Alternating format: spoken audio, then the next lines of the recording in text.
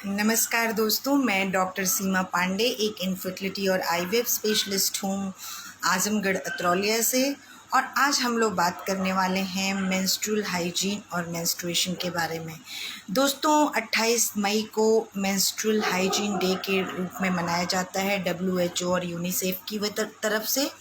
और ये 28 मई का दिन चुनने के पीछे बहुत इंटरेस्टिंग स्टोरी है जो मुझे तो बहुत इंटरेस्टिंग लगी। उम्मीद है मैं आपसे शेयर करती हूँ, आपको भी इंटरेस्टिंग लगेगी। तो चूँकि अमूमन महिला का जो पीरियड मेंस्ट्रुअल साइकिल होता है उसमें उसको 28 दिन पे पीरियड आता है। मेंस्ट्रुएशन को माहवारी और पीरियड भी कहते हैं। तो पीरियड अधिकतर महिलाओं को 28 दिन पे आता है और अमूमन एक महिला महीने में 5 दिन तक पीरियड के उसमें रहती है। तो इस तरह से 28 तारीख और मई महीना 5वां महीना है साल का, इस तरह से चूज़ करके 28 मई को मेंस्ट्रुअल हाइजीन डे के रूप में सेलेक्ट किया गया।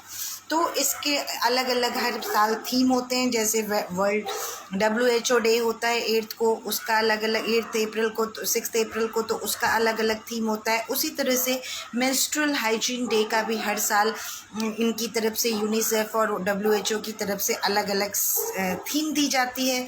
इस साल की वो थीम है action and investment in menstrual hygiene and health. इसका मतलब कि हमको कारगर एक्शन लेना है जिससे कि जो मेंस्ट्रुएशन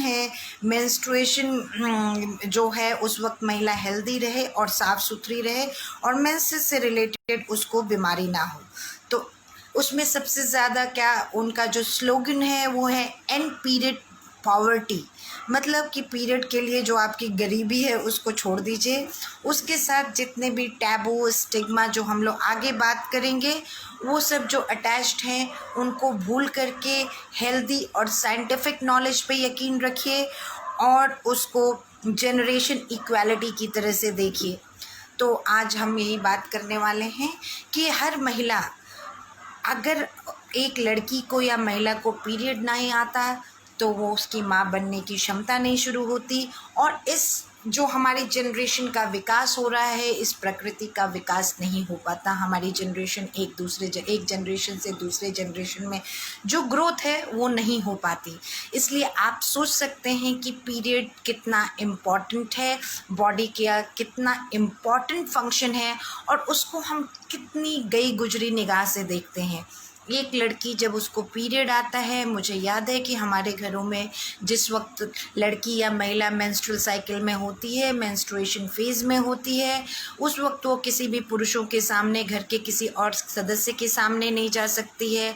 वो कोई भी किचन का सामान नहीं छू सकती है, खाना नहीं बना सकती है, किसी पूजा पाठ में शामिल नहीं हो सकती है और कोई भी ऐसा फंक्शन जहाँ पे शुभ काम पूजा पाठ हो रहा हो उसमें उसका जाना मना होता है। तो ये एक बहुत बड़ा रिस्ट्रिक्शन लग जाता है। वहीं से शुरू हो जाता है औरत के अंदर पीरियड को लेकर के विभिन्न प्रकार की भ्रांतियाँ, विभिन्न प्रकार के टैबूज़, स्टिग्मास और मिसकंसेप्शन जो महिलाओं के अंदर, बच्चों के अंदर आ जाते हैं। उससे भी इम्पॉर्टेंट बात ये है कि हमारे समाज में पीरियड के बारे में ना माँ बात करना चाहती है, ना पिताजी तो खैर कर ही नहीं सकते हैं, ना घर का कोई भी बड़ा और भी बात करने के लिए तैयार होता है। हम समझते हैं कि अगर हम अपने बच्चों से इन सब चीज़ों के बारे में बात करेंगे तो ये एक ख़राब चीज़ होगी, हम उनको बिगाड़ रहे होंगे, उनको मिसगाइड कर रहे होंगे। सेक्स एजुकेशन और पीरियड एजुकेशन को हमारे समाज और सोसाइटी में अभी भी अधिकतर जगह ऐसा ही लिया जाता है। लेकिन मुझे ये जान करके खुशी हुई कि जब मैं पढ़ रही थी कुछ आर्टिकल्स लास्ट 5 डेज़ के, तो इसमें 2 चीज़ें थी, दोनों एक दूसरे से बहुत कॉन्ट्राडिक्टरी थी।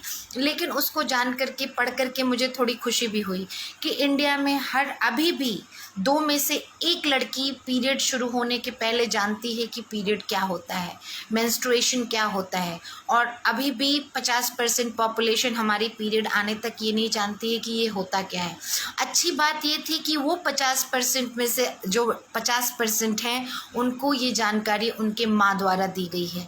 और अधिकतर वो जानकारी जब लड़की को पीरियड पहली बार आ जाता है उसके बाद दी जाती है, और वो भी बहुत ही आधी अधूरी जानकारी दी जाती है। वो इतनी नहीं होती है कि लड़की कॉन्फिडेंटली उससे अपने को आगे समझ सके और अपनी मेंस्ट्रुअल फेज जो है उसकी मेंस्ट्रुअल साइकिल उसको अच्छे से रेगुलेट करके अपना रोज का काम धंधा, स्कूल, पढ़ाई सब कुछ जारी रख सके। ये देखा गया है कि अभी भी 35% लड़कियों की 23 से 35% लड़कियों की पॉपुलेशन मेंसेस में स्कूल नागा करती है। उस स्कूल नागा करने के पीछे 2-3 चीज़ें हैं। पहली चीज़ है कि उनको सही तरह का जो प्रोटेक्टिंग सामान है मेंसेस को सोखने के लिए, जो उनको सैनिटरी पैड चाहिए, कपड़ा चाहिए, टैम्पून चाहिए, कप चाहिए, जो भी चाहिए वो उनको एडिक्वेटली उपलब्ध नहीं है, तो उनके कपड़े में दाग लग जाता है और उस दाग को कोई और देख लेगा तो उससे उनको शर्मिंदगी उठानी पड़ेगी। तो इसलिए वो सोचती हैं कि मैं स्कूल ही ना जाऊं, किसी को पता ही नहीं चलेगा। कुछ लोगों को पीरियड में पेन होता है। पीरियड में पेन होने की वजह से घर में लोग कहते हैं पीरियड में पेन तो एकदम कॉमन है और होता है, सबको होता है और दवाई नहीं खानी चाहिए, नहीं तो आगे चल के तुमको बच्चा नहीं होगा। तो वो दवा नहीं खाती हैं और घर में सोई रहती हैं। तीसरी जो सबसे इम्पॉर्टेंट चीज़ है, उन्हें मेंस्ट्रुअल हाइजीन के बारे में ही पता नहीं है और हमारी सोसाइटी में डिफरेंट तरह के इसके प्रति विचार हैं। रोज़ जब एक इनफर्टाइल पेशेंट मेरे पास आती है तो वो कई बार मुझे आके बताती है, मैडम मैं पीरियड में नहा लेती हूँ, कहीं इसीलिए तो नहीं कि मुझे बच्चा नहीं हो रहा है, और फला ऐसे करता है, ये चीज़ नहीं खाता है, वो चीज़ नहीं खाता है, देखिए उसके बच्चे हो रहे हैं। तो मैं आपको बताना चाहती हूँ कि रोज़ आप अगर एक बार नहाते थे तो पीरियड के टाइम में तो आपको 2 बार 3 बार भी नहा लेना चाहिए, जैसा आपका ब्लड फ्लो हो रहा हो। और दूसरी चीज़ कि उस जगह को जहाँ से मेंस्ट्रुएशन होता है, विजाइना और वल्वा के आसपास की जगह को सूखा रखना चाहिए, साफ़ सुथरा। अगर आप कपड़ा यूज़ कर रहे हैं तो वो साफ़ सुथरा होना चाहिए। अगर आप पैड यूज़ कर रहे हैं तो गीला हो जाने पे जितनी जल्दी गीला हो जाए पूरा उसको बदलना चाहिए, और ना भी गीला हो तो मिनिमम दिन में 2 बार से 3 बार आपको अपना पैड चेंज करते रहना चाहिए। नहीं तो उस पैड और कपड़े से आपके दोनों साइड में थाइस के इरिटेशन हो जाती है, लाल हो जाता है, वहाँ रैशेस हो जाते हैं जिसमें जलन होती है, खुजली होती है और आगे चल कर के आपको उससे इन्फेक्शन होने लगता है। कुछ लड़कियों को लगातार सफ़ेद पानी, हमको पानी आ रहा है, हमको डिस्चार्ज आ रहा है करती रहती हैं। उनको सारी दवा चला के मैं थक जाती हूँ। अंत में समझ आता है कि जो उनका मेंस्ट्रुअल हाइजीन है वो सही ना होने की वजह से मैं जो भी दवा करके उनको भेजती हूँ उसके बाद फिर वो गलत तरीके से कपड़ा यूज़ करते हैं, गलत तरीके से पैड यूज़ करते हैं और वहाँ पे फिर से रैशेस इन्फेक्शन होते हैं जो ऊपर की ओर वेजाइना में भी चले जाते हैं।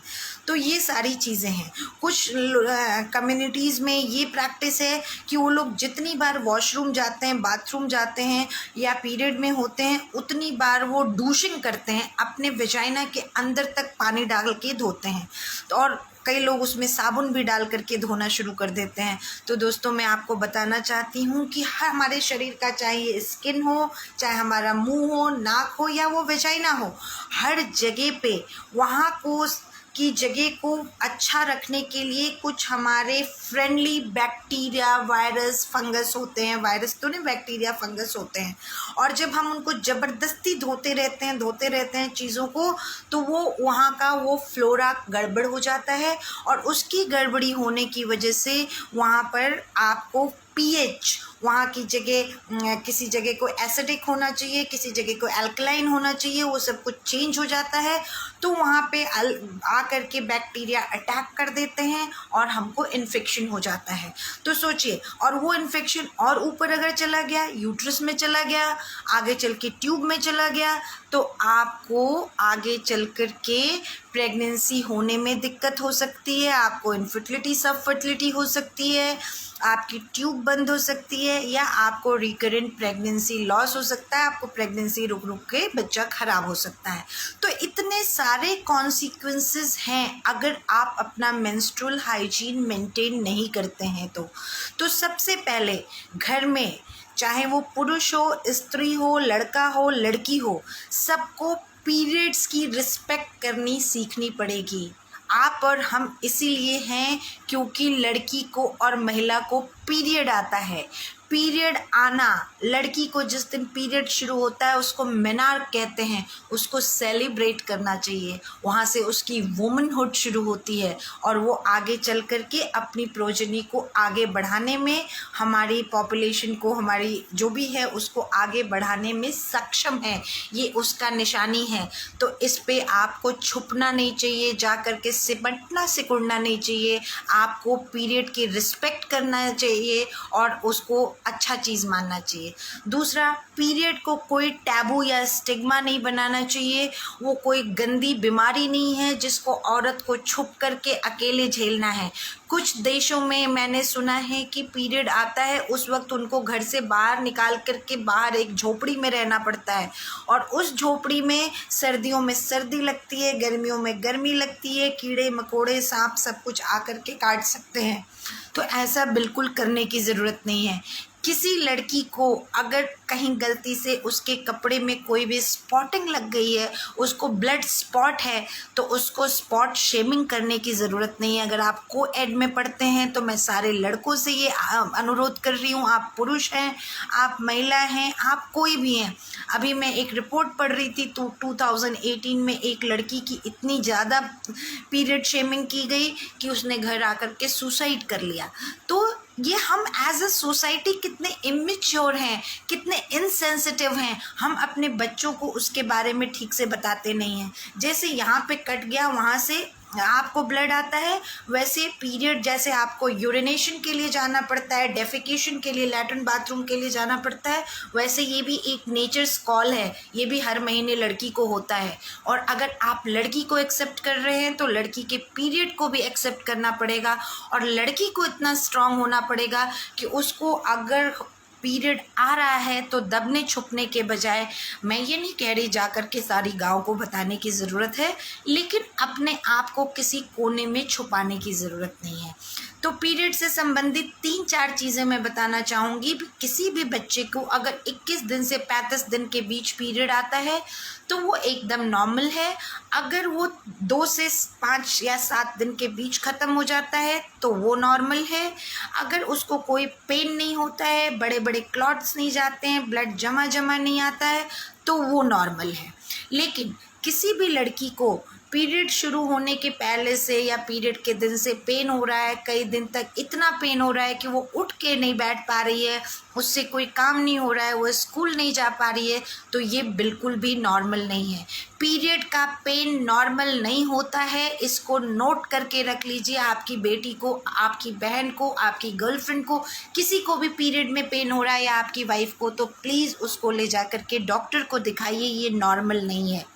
दूसरी चीज़, पीरियड अगर आपको 35 दिन के ऊपर हर बार आ रहा है, 40 दिन, 45 दिन, 1.5 महीना, 2 महीना, 2.5 महीना, 3 महीना, तो ये भी एबनॉर्मल है।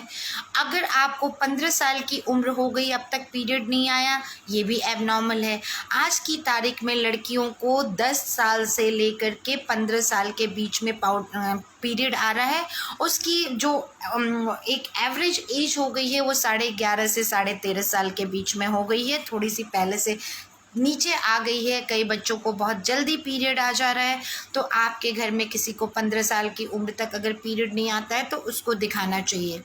और हर लड़की को अपना एक मेंस्ट्रुअल कैलेंडर मेंटेन करके रखना चाहिए कि उसको किस महीने में कितने तारीख को पीरियड आया, वो कब ख़त्म हुआ, कितने दिन रहा, उसको कितने पैड्स लेने पड़े, वगैरह वगैरह। तो ये तो हुई नॉर्मल और एबनॉर्मल पीरियड के। बहुत सारे रीज़न हैं जिसकी वजह से एबनॉर्मल पीरियड हो सकता है, वो आज मैं नहीं बात करूँगी, उसके बारे में मैं बहुत बार बात कर चुकी हूँ। आज हम लोग मेंस्ट्रुअल हाइजीन के बारे में बात कर रहे हैं। हाइजीन मतलब साफ़ सफाई। तो मेंसेस के दौरान किस तरह की साफ़ सफाई रखनी चाहिए, क्या प्रोडक्ट यूज़ करना चाहिए, क्या नहीं करना चाहिए, और क्या करने से आपके मेंसेस में गड़बड़ी हो सकती है, क्या करने से आपका सब कुछ अच्छा रह सकता है।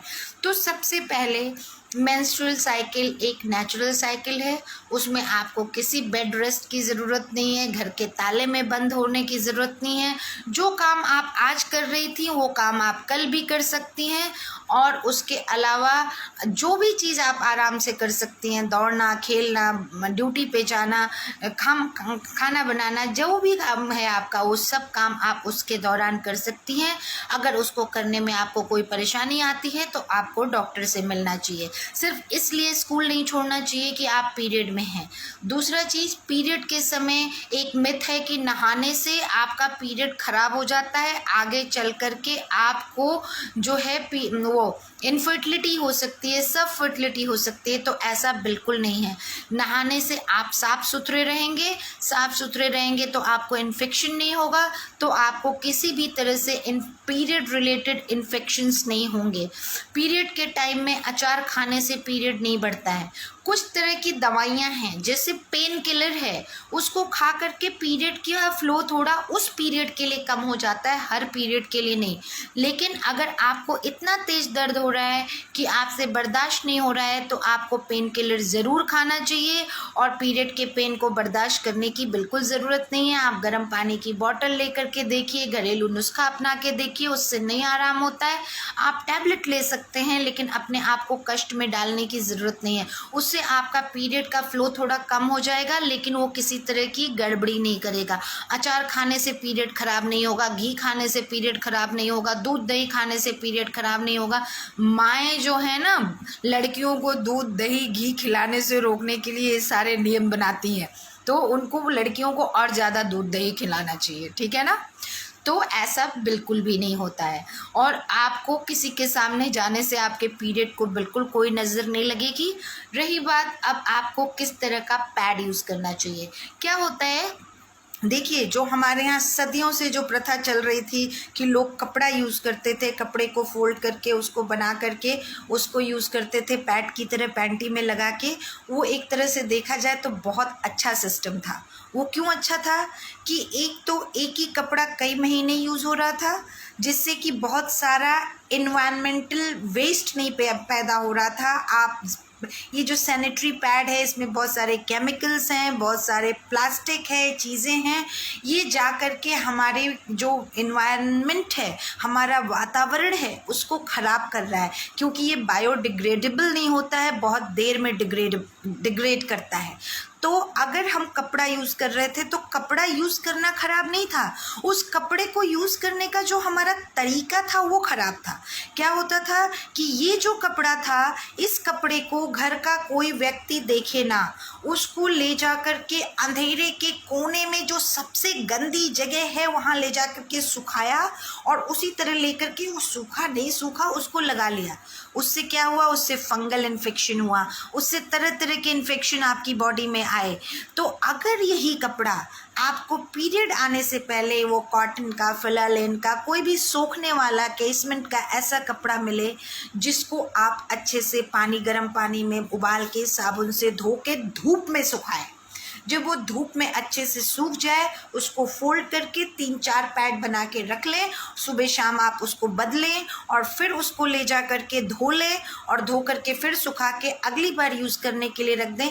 तो ये बहुत ज़्यादा इन्वायरमेंट फ्रेंडली होगा, हमारे वातावरण में किसी तरह की गंदगी नहीं करेगा, बहुत सारे केमिकल्स रिलीज़ नहीं करेगा, इको फ्रेंडली जिसको हम कहते हैं, ग्रीन पीरियड्स इसको हम लोग कहते हैं, कि जहाँ पे पीरियड से जो वेस्ट निकल रहा है उससे हमारी दुनिया में किसी भी तरह का प्रदूषण नहीं फैल रहा है। तो आजकल मार्केट में कई स्पेशल कपड़े आ गए हैं जिनकी सोखने की क्षमता ज़्यादा है, और वो एक बार खरीदने पे 13 से 19 महीने तक यूज़ किए जा सकते हैं। अभी मेरी एक मित्र के साथ में एक किसी फोरम में बैठी हुई थी, ये मेंस्ट्रुअल हाइजीन डे के दिन बात करने के लिए इन चीज़ों के बारे में, वहाँ पे मुझे इस कपड़े के बारे में पता चला, वरना मैं यही फलालेन कहते हैं आप उसको, केसमेंट कॉटन में यही जानती थी, लेकिन अभी ये कपड़ा बन गया है। दूसरा आता है सैनिटरी पैड्स। सैनिटरी पैड अभी भी हम लोग यूज़ कर रहे हैं, लेकिन क्या होता है, आपने देखा होगा कि आप किसी भी पब्लिक प्लेस पे जाते हैं तो वहाँ का टॉयलेट हमेशा ब्लॉक्ड रहता है। क्यों? क्योंकि हमें पता ही नहीं होता है कि टॉयलेट में क्या फेंकेंगे तो वो बहेगा, क्या फेंकेंगे तो नहीं बहेगा। मान लीजिए कोई महिला बस स्टैंड पे गई, उसको पीरियड आया, उसका पैड बिल्कुल ख़राब हो गया, उसको कहीं भी हमारे बस स्टैंड वगैरह पे तो इतना अच्छा डस्टबिन नहीं होता है कि वो जाए उसको अच्छे से फोल्ड करके उसमें डाले, तो वो क्या करेगी कि उसको ले जाकर टॉयलेट में फ्लश कर देगी अपने पैड को, और वो पैड टॉयलेट में गया 2-4 लोग का, तो टॉयलेट तो बर्बाद हो गया। अब बदबू सही है, गंदगी देखिए। यही हाल स्कूलों में होता है।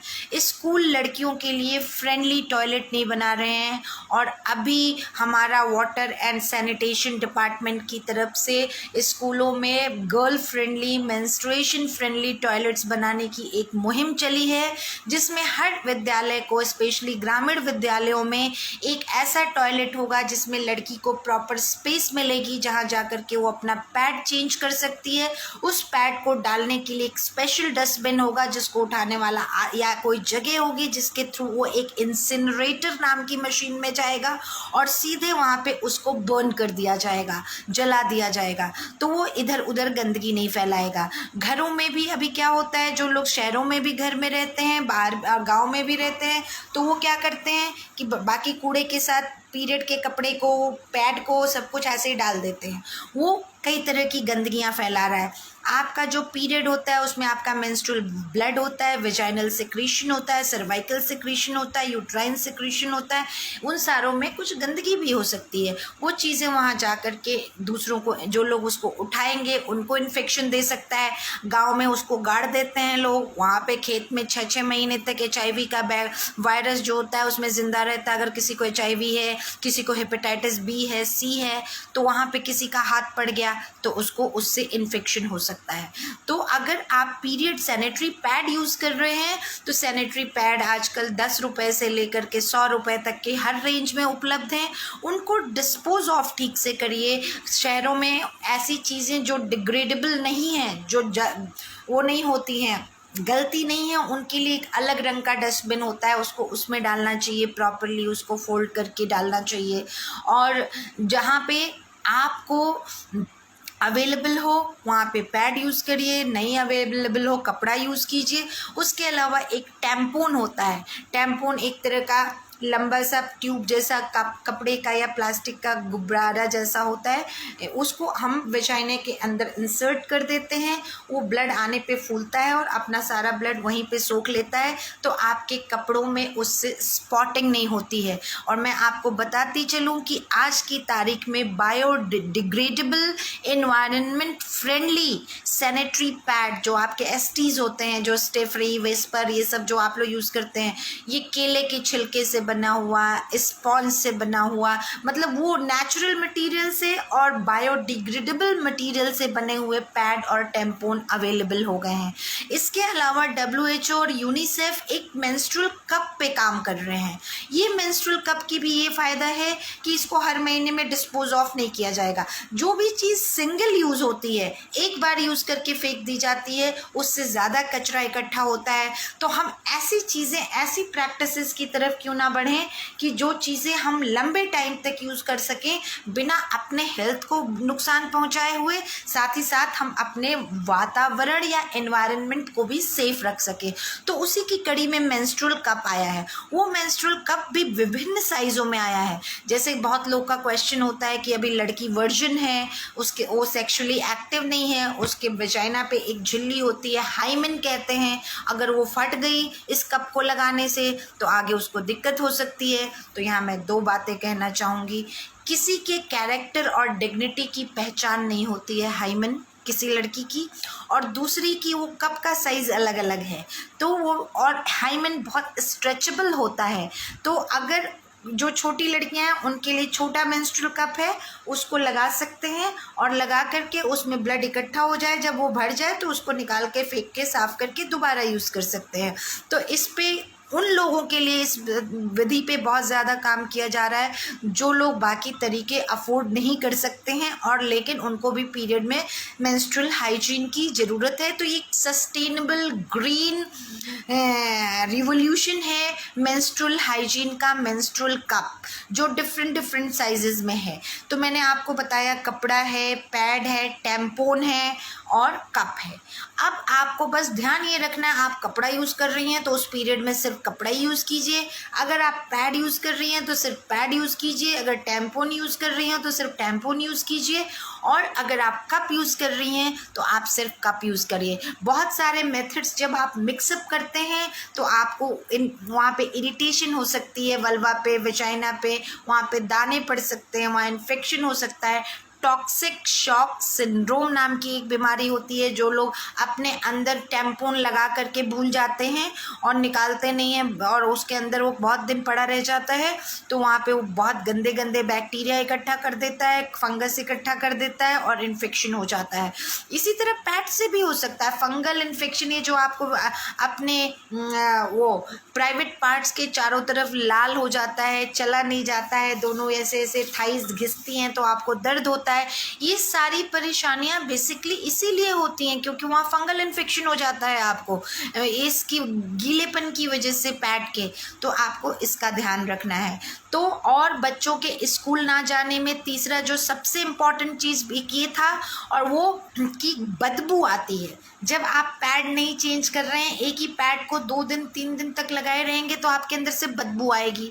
जब आपके बगल में कोई बैठेगा तो उसको भी बदबू आएगी, तो वो टोकेगा, तो वो आपको अच्छा नहीं लगेगा। लेकिन आपको ये नहीं पता है कि इस पैड को अगर मैं चेंज करके नहा लूँ तो मेरे अंदर से बदबू नहीं आएगी, मैं स्कूल भी जा सकती हूँ, सारा काम कर सकती हूँ। तो बच्चों, चाहे दादी नानी कुछ भी कहें, आपको पीरियड के टाइम दोनों वक्त नहाना चाहिए। हर वक्त जितनी बार आपका पैड पूरी तरह ख़राब हो जाए उसको चेंज करना चाहिए, चेंज करके साबुन और पानी से हाथ धोना चाहिए। ये कहा जा रहा है इवन कि इस लॉकडाउन पीरियड में बहुत सारे ऐसे लोग थे जिनको कि ये पैड नहीं मिला, कपड़ा नहीं मिला, उनको मेंस्ट्रुअल हाइजीन मेंटेन करने में बहुत दिक्कत हुई। और यूनिसेफ और WHO का मिशन है कि 2030 तक हमको अपने मासिक धर्म से रिलेटेड साफ सफाई और मेथड्स को एकदम अप टू डेट कर देना है। हर लड़की को मेंस्ट्रुएशन उसका राइट है, मेंस्ट्रुएशन में मेंस्ट्रुअल हाइजीन उसका राइट है, और कोई को भी अधिकार नहीं है उसको पीरियड शेमिंग करने का, उसके साथ किसी तरह को स्टिग्मेटाइज करने का। तो ये कैसे आएगा? मैं आपको पढ़ा रही हूँ, आपको बता रही हूँ ये बातें, इसमें से 2-3 बातें भी अगर आपको याद रहती हैं, आप अपने घर में किसी और से डिस्कस करेंगे, अपने बच्चों को बताएंगे, अपने फ्रेंड्स को बताएंगे, तो ये अवेयरनेस की एक चेन चल जाएगी और उस चेन से हर व्यक्ति शिक्षित हो जाएगा। मुझे याद है कि जब मैं छोटी थी तो बाबा, तब तो हमारे घर में सारी दुनिया को पता चल जाता था कि आज फला आदमी को कुछ तो हुआ है, पीरियड आया है, मतलब वो तो बाद में समझ में आया, क्योंकि उसके साथ इतना ज़्यादा डिस्क्रिमिनेशन होता था। अगर उससे किसी ने पानी मांग दिया तो लोग चिल्लाने लग जाते थे। लेकिन आज की डेट में ऐसा नहीं है। वो क्यों नहीं है? क्योंकि अब हम ज़्यादा समझदार थोड़े हो रहे हैं, इन चीज़ों के बारे में हमको जानकारी मिल रही है। तो इसी तरह पीरियड के बारे में, तो पीरियड में आपको नहाने की ज़रूरत है, फ्रीक्वेंटली पैड चेंज करने की ज़रूरत है। जिन लोगों को बहुत पसीना होता है, मोटे होते, वहाँ थोड़ा सा पाउडर या डिओड्रेंट साइड में लगा के उस जगह को सूखा रखने की ज़रूरत है। और जो मेथड आपको सूटेबल हो, आपको पसंद हो, जो आप अफोर्ड कर सकते हो, उस मेथड को यूज़ कीजिए। कोई ज़रूरी नहीं है कि हर आदमी टैम्पोन ही यूज़ करेगा या हर आदमी ST यूज़ करेगा। अगर आप अपने उस कपड़े को धूप में अच्छे से सुखा करके बढ़िया से सफाई से यूज़ करना चाहते हैं तो आपसे ज़्यादा इको फ्रेंडली आज की तारीख में कोई नहीं है। तो कपड़ा यूज़ करना शर्म की बात नहीं है, कपड़े को ठीक से ना यूज़ करना शर्म की बात है। उसको सही से यूज़ करना सीखिए, ठीक है ना। तो मुझे लगता है कि हम लोग को जो बातें रखनी, और पीरियड के टाइम में स्कूल नहीं छोड़ना है, अपने पीरियड के जो कपड़े हैं उन कपड़ों को कहीं भी ले जा करके फेंक नहीं देना है, पब्लिक टॉयलेट में नहीं फ्लश करना है, कपड़ा और सैनिटरी पैड किसी भी पब्लिक टॉयलेट के अंदर फ्लश नहीं होता है।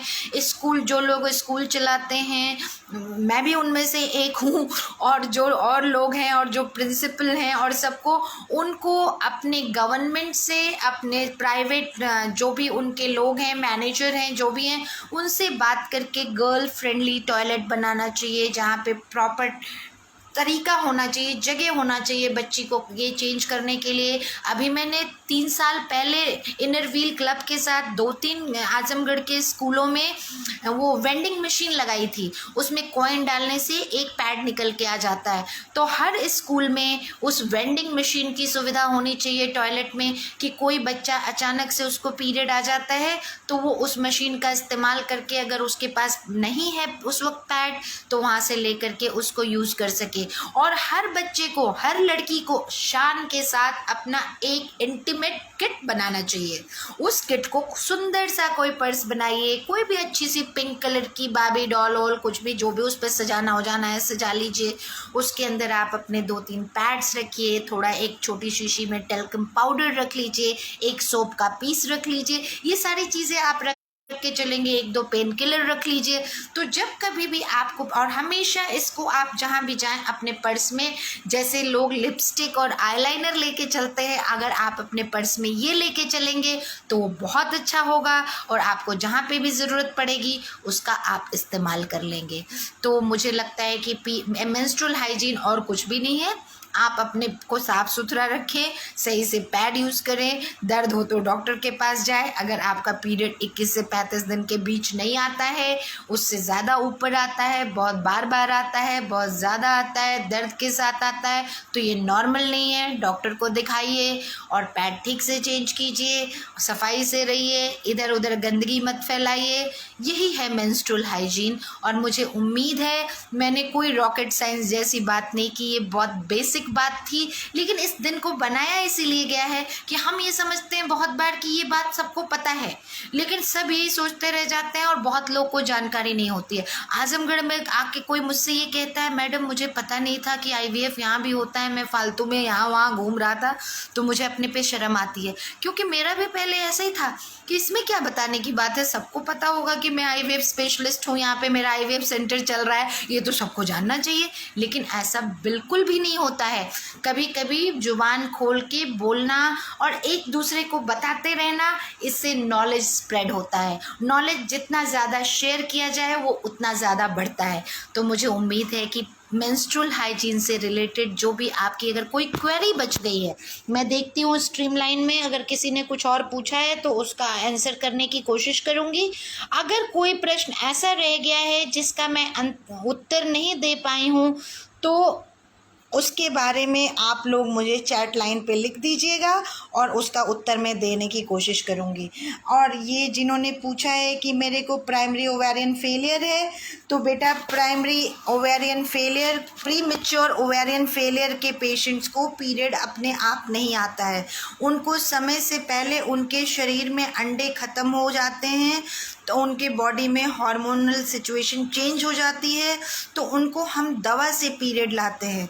तो आपकी उम्र के हिसाब से, अगर आपकी उम्र कम है, 40 साल से नीचे है, तो आपको हार्मोनल रिप्लेसमेंट थेरेपी आपके पीरियड की नॉर्मल जाने की एज तक रेगुलरली या ऑन ऑफ चलती रहनी चाहिए। उससे आपको पीरियड रेगुलरली आएगा, आपके शरीर की सुरक्षा होगी, आपकी हड्डियों की मजबूती बनी रहेगी और आपकी आँख की रोशनी ठीक होगी। और जब कभी आप किसी विधि द्वारा बच्चा करना चाहेंगे, जो कि इन विट्रो फर्टिलाइजेशन या IVF से संभव है, तो उसके लिए भी आपका यूट्रस तैयार रहेगा। तो आगे आपको जो भी टॉपिक पे अगर आप चाहते हो मैं बात करूं, तो उसके बारे में आप मुझे इसमें या कहीं और भी बता सकते हैं और मैं कोशिश करूंगी कि उस टॉपिक पे मैं बात करूं। बहुत सारे लोग पूछ रहे हैं कि मैंने पेशेंट देखना बैठ करके फिज़िकली शुरू कर दिया कि नहीं। दोस्तों, बहुत जल्दी लगभग 8 जून के आसपास से मैं अतरौलिया में अवेलेबल होंगी। अभी मैं ऑनलाइन देखने की कोशिश कर रही हूँ, हर काम चल रहा है, जिसको भी बुलाया जा रहा है उसका कोई काम रुक नहीं रहा है, बस मैं वहाँ पे फिज़िकली प्रेजेंट नहीं हूँ। आज के लिए इतना ही। आप सब लोग अपना अच्छे से ध्यान रखिएगा। अपनी लड़कियों को पीरियड से शर्माने सकुचाने की बजाय उसको स्ट्रेंथ दीजिएगा, उसको ये पावर दीजिएगा कि कोई उसको कल मेंसेस के नाम पे शेमिंग ना कर सके, उसकी जान ना ले सके और वो कहीं भी खड़ी होकर के अपने आप को प्रेजेंट कर सके। अगर ये एक भी लड़की ने ऐसा कर लिया, सब कुछ सीख लिया, या एक भी भाई ने अपनी बहन की ये प्रॉब्लम समझ ली, तो मेरी ये टॉक सफल मानी जाएगी। Thank you so much. Good night, शब खैर, बाय बाय।